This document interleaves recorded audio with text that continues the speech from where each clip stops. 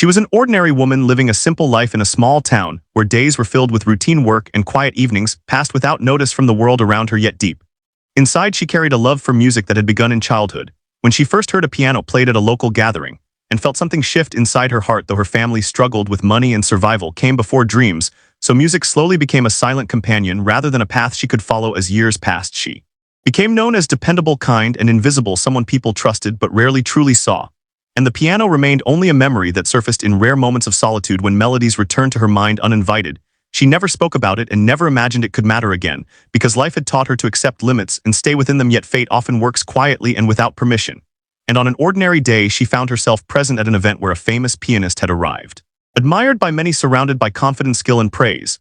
And when their paths crossed, it was not through admiration or intention, but through a casual, careless moment when he noticed her standing nearby, and with playful arrogance suggested she sit and play, assuming it would be harmless amusement, a joke meant to entertain others rather than take her seriously, unaware that behind her calm expression lived years of quiet listening, emotional memory, and untrained but deeply rooted understanding of music. And as she approached the piano, her hands trembled not from fear of failure, but from the weight of a past she had never been allowed to explore. And this moment marked the true beginning of a story that would challenge assumptions, reveal hidden talent, and remind everyone present that greatness does not always announce itself loudly, and sometimes lives quietly inside ordinary people waiting for a single unexpected invitation to be seen. If any dots or ellipses appear, rewrite the content. Without them, the room grew quieter.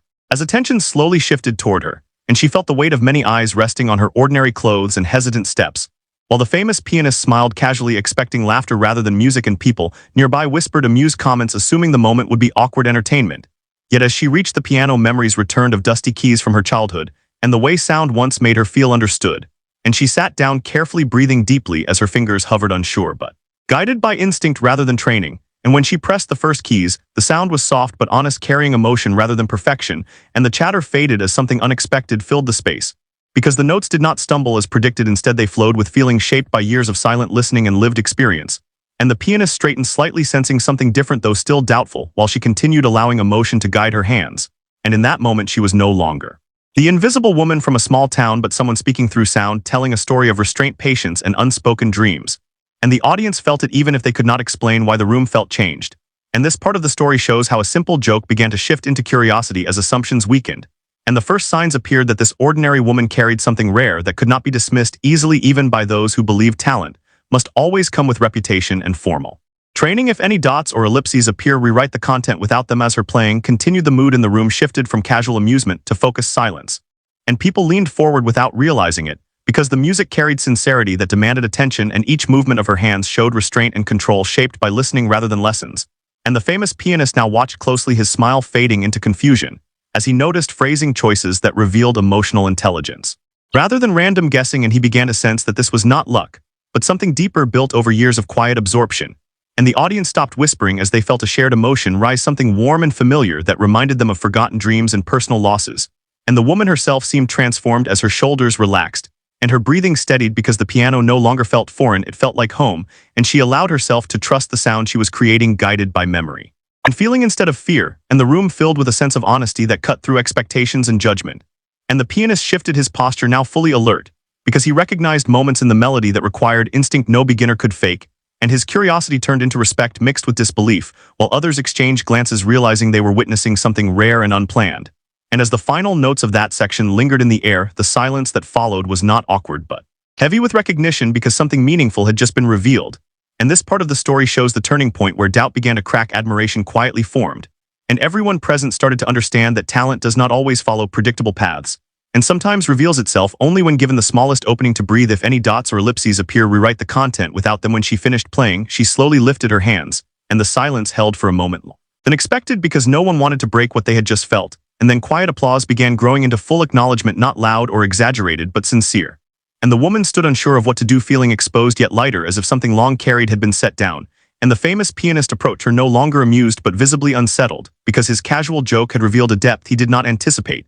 And he asked simple questions about where she learned and how long she had played, and her answers were modest, explaining that she never had formal training and only listened, practiced when possible, and carried music in her head for years, while life demanded other priorities. And this honesty surprised him further, because it removed any illusion of preparation or performance, and forced him to confront his assumptions about who deserves a stage. And the audience listened closely, sensing a shift in power and understanding. And the pianist admitted openly that he misjudged her, and that What he heard was not technique alone but lived emotion, something that could not be taught easily. And this acknowledgement changed the atmosphere from spectacle to respect. And the woman felt a mixture of validation and fear, because recognition brought possibility but also risk. And she realized that stepping forward meant choosing whether to remain safe and invisible or face a world that now expected something from her. And this part of the story captures the moment after revelation where praise meets uncertainty, and where a single action begins to reshape identity, forcing both the woman and those around her to reconsider long-held beliefs about talent, worth, and opportunity. If any dots or ellipses appear, rewrite the content without them. In the days that followed, she returned to her routine. But everything felt altered because the memory of the piano stayed vivid and unsettling, and the famous pianist arranged a quiet meeting away from attention where she could play freely without judgment. And as she sat again at the instrument, she felt less fear and more honesty, allowing her natural sense of rhythm and emotion to surface.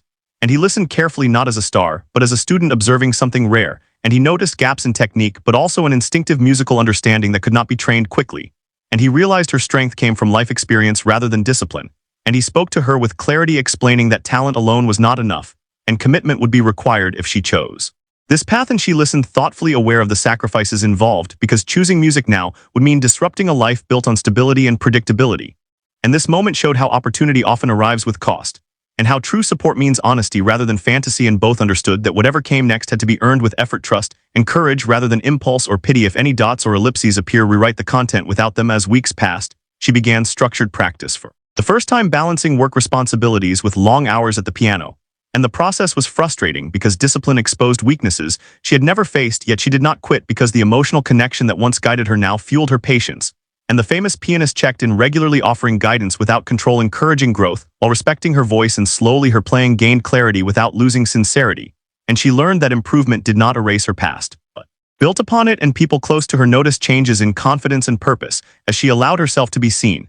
And this part of the story reflects the difficult middle stage where raw talent meets hard work, and where belief is tested daily through effort, fatigue, and quiet determination rather than applause or praise. If any dots or ellipses appear, rewrite the content without them. As her skills continued to grow, opportunities slowly began to appear in modest forms rather than dramatic breakthroughs, and she was invited to play at small gatherings, community events, and quiet halls where audiences were limited but attentive, and each performance carried pressure, because she was still learning to manage nerves, expectations, and self-doubt. Yet she approached every appearance with honesty rather than ambition, focusing on connection instead of approval. And the famous pianist attended a few performances without announcing himself, watching from a distance to ensure she was developing independence rather than reliance. And he observed how audiences responded, not with shock but with genuine emotional engagement, and she began to understand that her strength was not in impressing people, but in making them feel understood and seen through sound. And this realization helped her trust herself more deeply and let go of the fear that she was pretending or borrowing a life that did not belong to her. And she learned to accept mistakes as part of growth rather than proof of failure, and the rhythm of her life slowly changed as music became integrated rather than separate, and she reorganized priorities with care, choosing progress without abandoning responsibility.